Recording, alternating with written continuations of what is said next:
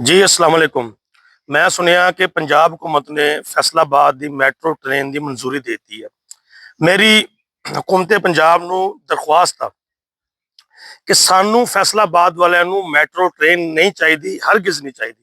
साडा फैसलाबाद एक छोटा जिहा शहर आ, ना इत्थे सरकारी दफातर आ, ना इत्थे इन्नियां यूनिवर्सिटियां वा ਜਿਹੜੇ लोग मैट्रो ट्रेन ते जान।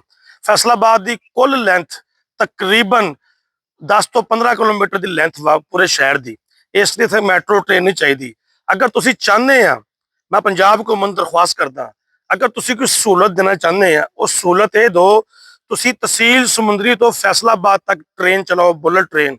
ਸਮੁੰਦਰੀ ਚੋਂ ਲੋਕ ਕਾਫੀ ਸਾਰੇ ਫੈਸਲਾਬਾਦ ਸ਼ਹਿਰ ਆਉਂਦੇ ਆ। ਤੁਸੀਂ ਤਹਿਸੀਲ ਜੜ੍ਹਾਂਵਾਲੇ ਤੋਂ ਬੁਲਟ ਟ੍ਰੇਨ ਚਲਾਓ ਫੈਸਲਾਬਾਦ ਤੱਕ।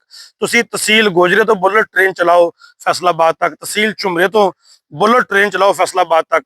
ਖੁੜਿਆਂ ਵਾਲੇ ਤੋਂ बुलेट ट्रेन चलाओ फैसलाबाद तक।